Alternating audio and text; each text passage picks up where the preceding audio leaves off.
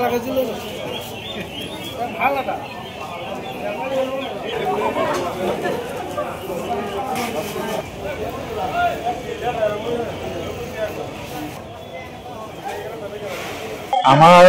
এই বজাৰখনৰ সাপ্তাহিক সামগ্ৰী বজাৰত এনেকে এগৰাকী অসমীয়া মহিলাই ব্যৱসায় কৰা মই দেখা নাই।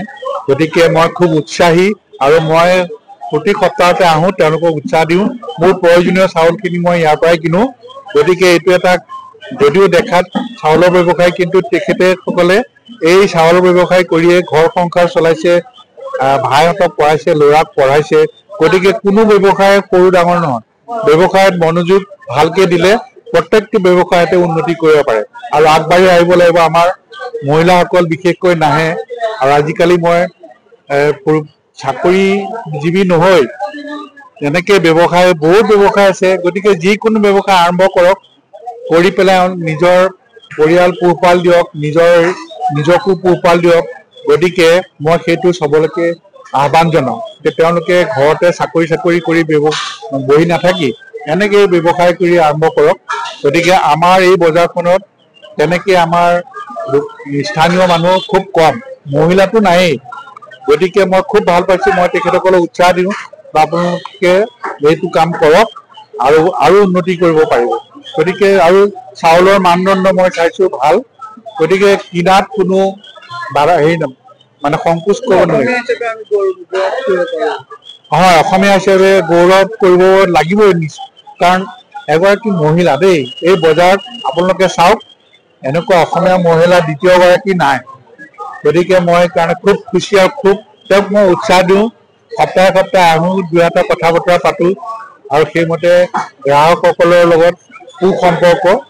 গতিকে ব্যৱসায়টো ভালেই চলি আছে। সেইখিনি মই আৰু আশা কৰোঁ আৰু উন্নতি কৰক আৰু নতুন প্ৰজন্মকো মই এয়া উদাহৰণ হিচাপে ল'বলৈ কওঁ। মোৰ উপেনচন্দ্ৰ বৰা, ঘৰ ভেলিগুৰি। কি ব্যৱসায়ৰ লগত জড়িত? মই ব্যৱসায়ী চাউলৰ ব্যৱসায়ীৰ লগতে মই আজি 40 বছৰ ধৰি কৰি আহিছোঁ। কি কি চাউল বিক্ৰী কৰে? চাউল মই উখোৱা চাউল বিক্ৰী কৰোঁ, আঢ়ৈ চাউল আৰু আগতে জহা চাউল আৰু আইজোং চাউল, পৰিমল, ৰঞ্জিত, এনেকে প্ৰায় 6-7বিধ চাউলৰ ব্যৱসায় কৰোঁ। কেনেকুৱা লাগে ব্যৱসায়টোৰ লগত মোৰ অত্যন্ত মই সুখী ব্যৱসায়টো কৰি। কাৰণ যিটো ব্যৱসায়ৰ পৰা মই আজি গোটেই ঘৰ চলিব পাৰিছোঁ, ভাইটিহঁতক পঢ়াব পাৰিছোঁ, নিজৰ ল'ৰাকো এতিয়া বৰ্তমান পঢ়াই BCom পাছ কৰাই বৰ্তমান জব কৰি আছে, প্ৰাইভেট জব এটা কৰি আছে এই ব্যৱসায়টোৰ ওপৰতে। গ্ৰাহকসকল মোৰ কাৰণে ভগৱান, আৰু তেওঁলোকে মোৰ দোকানৰ পৰা হয়তো বেলেগলৈ নাযায় মই থকা অৱস্থাত। তেওঁলোকেও মই নাহিলেও তেওঁলোকে মোৰ খবৰ লয়। আমাৰ ইয়াৰ বাহিৰেও বেলেগ ব্যৱসায় তেনেকে আমাৰ নাই। আমি চাউলতে ব্যৱসায় চাউলতে কৰি থাকোঁ। এজন অসমীয়া হিচাপে আপোনালোকে চামগুৰি গোটেই বজাৰখনত যদি আপোনালোকে চাই, আপোনালোকে অসমীয়া হিচাপে